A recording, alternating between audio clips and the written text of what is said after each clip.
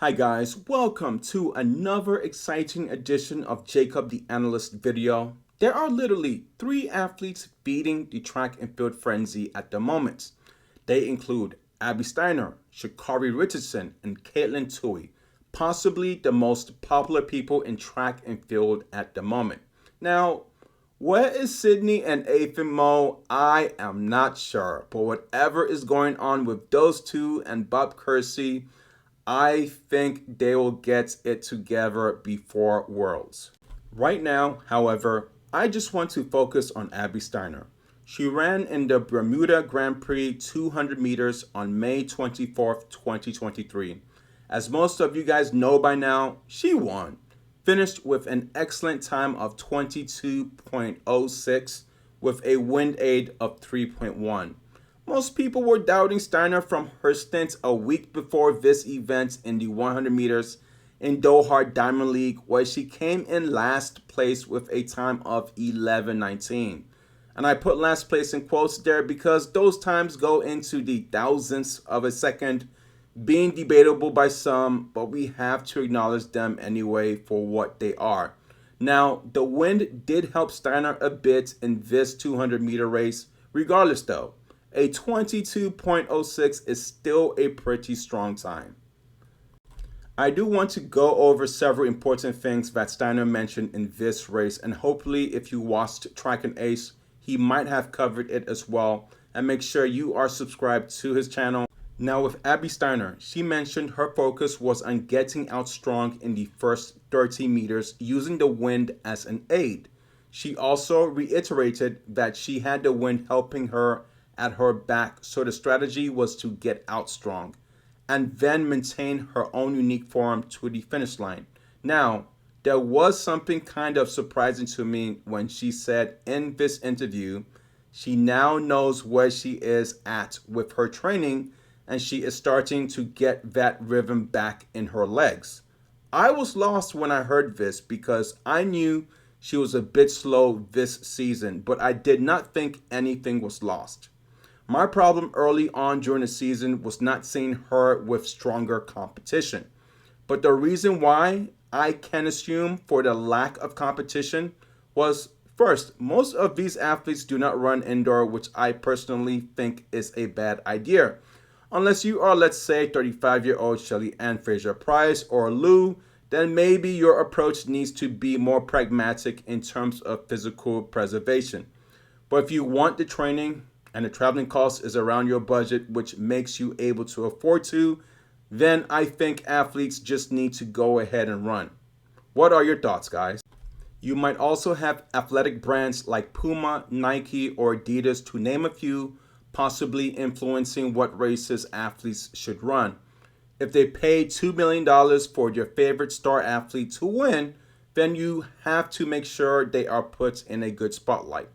And the other important influential factors are coaches. Some coaches might decide they want to pull their athletes out of a race for personal reasons last minute.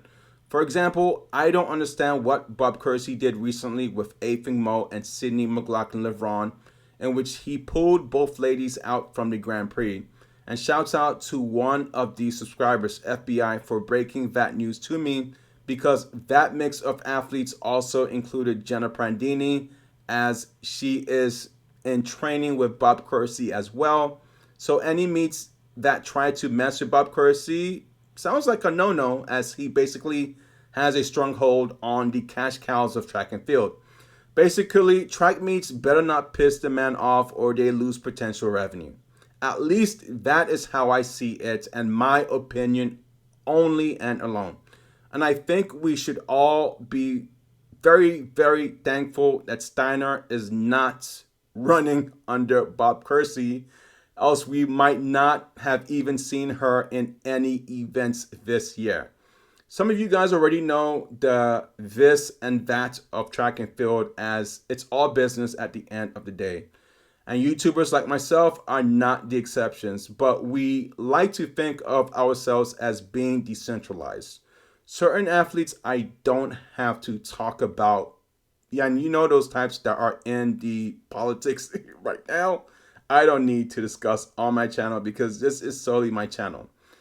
Anyway, and though I am not decentralized, since half of my videos are clearly Steiner related, that is feeding that void in this space of her content. But the beauty about Abby Steiner is the lady helps to put a spotlight on other athletes in track and field for myself to cover as well. And I hope they are interesting to you as well. And this is the time that I can do that. If we go over to the leaderboard in this race, we clearly see Steiner in first place with that excellent time of 22.06. Now, the other American athletes I want to cover are Mackenzie, Dunmore, and Battle. Dunmore finished third place with a time of 22.5, and Battle finished with a time of 22.79. Now, if you run a high sub 23 in women's track and field, you might get a scholarship. If you run under a high sub 22.50, you are okay as a professional athlete. But running 22.20 might get you a ticket to the World Semifinals round, and running a sub 22.10 might put you in top 8 at Worlds. So basically at this point, both Dunmore and Battle still have a long way to go in terms of chipping tenths of a seconds away from the time, which is kind of crazy if you think about it. Yes, fractions of fractions matter, as it did in 4th grade. Now, the thing I did not like about this race, at least for Steiner, was the lack of competition. You now have Sha'Carri Richardson, who can put up an excellent time in the 200 meters. You also have Tamari Davis, who I hope will double as well going into the finals, but it's all about their endurance, so we will have to see. If we look at the stack board on the women's 200 meters outdoor for the year, the world lead time is Julian Alfred representing St. Lucia with a world lead time of 21.91, which is crazy and silly at the same time. Hopefully, she makes it to Worlds this year, as she was disqualified for a false start last year. Next is Sha'Carri Richardson with a time of 22.07 that took place in Nairobi, Kenya. Third leading time is Latasha Smith of 22.09, who is still in college, I believe, representing University of Central Florida. And if she continues to run like that, we might see her in the transfer portal going into Florida or Arkansas, because a 22.09 is a crazy fast time for a college athlete. Next, we have Gabrielle Thomas, but call her Gabby unless she tells us to stop, which reminds me, Sha'Carri Richardson's name is actually pronounced Sha'Carri. She has made it a serious movement to make sure people say her name right on every interview this year. I'll try my best though, as it's in the subconscious mind of most people by now. And you have Abby Steiner's time of 22.23 at 5th.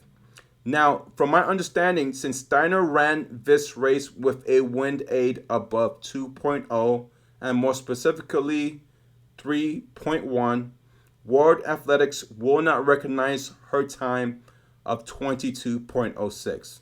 So for now, we're stuck with the time of 22.23 that she ran in Miramar, Florida.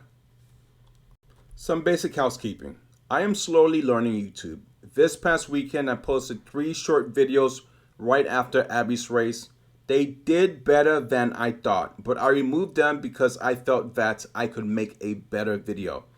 But it was an interesting experiment. In those featured videos, I'll also post links to clips under the description of the videos for you guys to see those races and at different angles as well, because folks like NBC want to make your money, and if I post one of your clips in my videos, they get mad and call YouTube. But those videos I will put out will be a minute long and nothing more. It is at least something I can manage properly and do eloquently well. Shout out goes to David Kloss, who has been giving us super chats since the early days. Philo Biblion, FBI, Charles Harmon, Mr. Thomas, and Robert, to name a few who leave helpful and positive comments. But I doubt Robert is watching this right now. He only comments on touring and long distance videos. And so what I will try to do is have a dedicated page at the end of each video for personalities I often interact with on this channel on a regular basis. In the near future, I am looking to bring someone to help me manage that type of information because it is a lot. Lastly, comments help us out a lot, and liking this video as well. Have a great day.